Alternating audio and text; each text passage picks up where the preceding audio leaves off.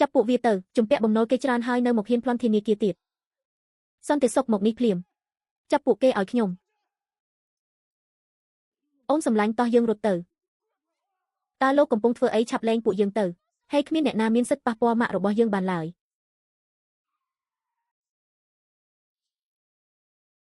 ទីនេះហើយគឺជាធនាគារបេងហេត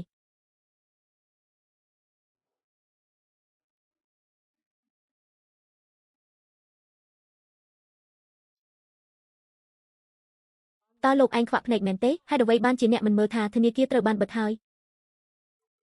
អូនេះគឺជាប្រធានក្រុមហ៊ុន Lugro Aptar ខ្ញុំមិនបានខ្វាក់ភ្នែកទេសូមទោសលោកប្រធានខ្ញុំមានភ្នែកតែគ្មានប្រស្រីដែលមិនស្គាល់លោកដូច្នេះទើបបដិសណ្ឋារកិច្ចលោកប្រធានមិនសូវល្អទេពិតណាស់ដរាបណាខ្ញុំធ្វើសកម្មភាពតែបន្តិចវានឹងធ្វើឲ្យទីក្រុងទាំងមូលនិងសូម្បីតែពិភពលោកមានការភ្ញាក់ផ្អើលមនុស្សដំបូងបានមកដល់ហើយតើអ្នកដែលមកដកប្រាក់ពីធនាគាររបស់អ្នកថ្ងៃនេះទៅណាហើយតើលោកប្រធានចង់មានន័យថាម៉េចថ្ងៃនេះមានអតិថិជនច្រើនណាស់បានដកប្រាក់ពីធនាគារឯងពិតជាមិនយល់មែនឬទេរែងធ្វើពុតជាល្ងង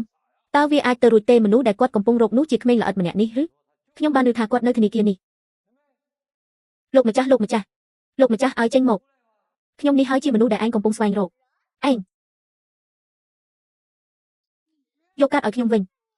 យើងបានព្រមានអ្នកពីមុនរួចហើយអំពីផលតបស្នងនៃការញ៉ៃញ៉ៃជាមួយខ្ញុំបានទេលោកមិនអាចរាប់រងវាបានទេប្រាប់ខ្ញុំមកតើឯងមកទីនេះធ្វើអ្វីខ្ញុំមកទីនេះដើម្បីតែចង់ជួបលោកម្ចាស់របស់ខ្ញុំតែប៉ុណ្ណោះហើយជាមនុស្សតែម្នាក់ដែលអាចដោះស្រាយវិបត្តិសេដ្ឋកិច្ចពិភពលោកហើយអាចនាំធ្វើឲ្យមានព្យុះមានភ្លៀងសេដ្ឋកិច្ចពិភពលោកជានិមិត្តរូបរបស់ខ្ញុំ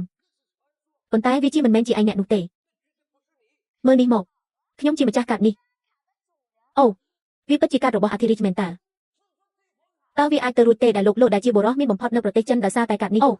អាក្មេងកំហុចឯងពិតហ៊ានណាស់ខ្ញុំស្ទើរតែចាញ់បោកឯងហើយសាវប៉ាបងប្រុសឈប់សិនខ្ញុំអាចបញ្ជាក់វាបានពួកគេគ្មានប្រាក់សំបីតែមួយរៀលហើយថែមទាំងជំពាក់បំណុលគេទៀតសន្តិសុខមកចាប់ក្មេងនេះទៅក្រៅភ្លាមកុំឲ្យវាធ្វើឲ្យឈ្មោះលោកម្ចាស់របស់យើងអាម៉ាស់មុខដោយសារវាអញហ៊ាននោះដែលហ៊ានប្រមាថស្ដេចនៃពិភពហិរញ្ញវត្ថុពិភពលោកថ្ងៃនេះខ្ញុំនឹងបង្រៀនមេរៀនមួយដល់ឯងលោកមិនអាចឲ្យវារួចខ្លួនពីរឿងនេះបានទេក្មេងតូចមួយនេះគ្រាន់តែចង់ឲ្យសង្គមនេះរញ៉េញ៉ៃតែប៉ុណ្ណោះលោកម្ចាស់យើងដឹងថាយើងខុសហើយខ្ញុំសុំទោសនេះជារបៀបដែលអ្នកសុំទោសមែនទេខ្ញុំនឹងក្រាបថ្វាយបង្គំលោកសូមឲ្យលោកលើកលែងទោសឲ្យកូនរបស់ខ្ញុំផងម៉ាក់គ្មានអ្នកណាម្នាក់នៅទីនេះអាចប្រៀបស្មើនឹងម៉ាក់បានទេម៉ាក់មិនអាចលុបជង្គង់ចំពោះអ្នកម្នាក់ឡើយរួមទាំងខ្ញុំផងដែរហើយខ្ញុំមានអ្នកគ្រប់គ្រងដូចឯងពិតជាអាម៉ាស់ដល់ខ្ញុំណាស់តើឯងកំពុងនិយាយពីអ្វីឯងមិនទាន់ឃើញក្តាមម្ជូរមិនស្រក់ទឹកភ្នែកមែនសាវប៉ាកុំនិយាយអីទៀតក្មេងល្ងងនេះខ្ញុំប្រមានឯងឆាប់ប្រគល់កាត់អធិរាជកម្ពុជាបន្ទាន់បើមិនដូច្នេះទេខ្ញុំនឹងឲ្យមនុស្សរបស់ខ្ញុំចាប់ឯងសាវប៉ាតើកូនបានកាត់នេះមកពីណាហ៊ូឈីងឈូទីបំផុតឯងខ្លាចហើយក្មេងតូចនោះបាត់ទៅផ្ទះនោះនឹងខ្លាចជារបស់យើងហើយអ្នកមីងនិយាយលឿនណាស់បើសិនអ្នកមីងប៉ះពាល់ខ្ញុំអ្នកមីងនឹងមានរឿងធំហើយមិនខ្វល់ថាឯងជាក្មេងឬចាស់ទេពិតមកទៅលោកប្រធានគឺជាភ្ញៀវវេបរបស់ធនាគាររបស់ខ្ញុំ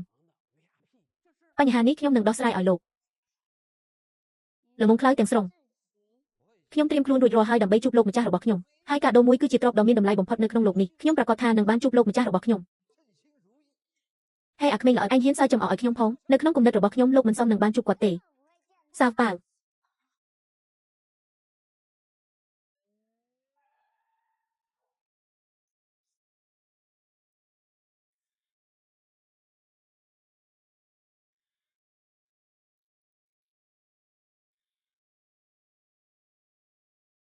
ហេ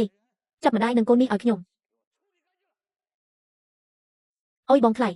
តើបងកំពុងធ្វើអីខ្ញុំកំពុងចាប់នាងមកឲ្យលឿនចាប់នាងលោកនឹងស្ដាយក្រោយជាមិនខានគ្មាននរណាម្នាក់អនុញ្ញាតឲ្យកម្រើកឡើយ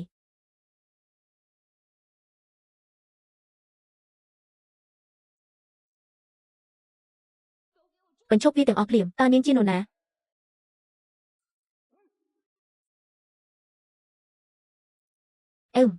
សូមគោរពលោកម្ចាស់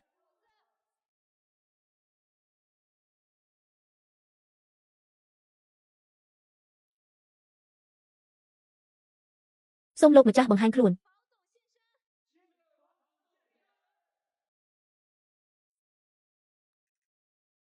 សូមលោកឧត្តមសេនីយ៍បើបង្ហាញខ្លួនផងសូមលោកម្ចាស់ប៉ាវឡុងបង្ហាញខ្លួនអូនេះពិតជាមិនធម្មតាទេសូម្បីឆាន់វ៉ាងវេប្រធានក្រុមហ៊ុន Jobel Group ក៏មកដែរសម្បត្តិ Jobel នោះគឺជានិមិត្តរូបដ៏អស្ចារ្យនៃអំណាចម្នាក់ដែលគេស្គាល់ទូទាំងប្រទេសរូបរាងនេះយើងល្ងងណាស់ដែលជឿក្មេងតូចម្នាក់នេះអ្នកនាងខេនយើងទើបតែពិនិត្យឃើញថាគ្មានអ្វីគួរឲ្យសង្ស័យទេ វាមិនអាចទៅរួចទេបន្តរកមើលឲ្យខ្ញុំរហូតដល់វាត្រូវបានរកឃើញកាត់នេះជារបស់ Boss Bell លោកប៉ៅតើលោកណែណាអ្នកនាងឈិនខ្ញុំមានការកោតសរសើរអ្នកនាងយូរមកហើយអូយយកច្រឡំទេខ្ញុំគឺមកពីលោករូប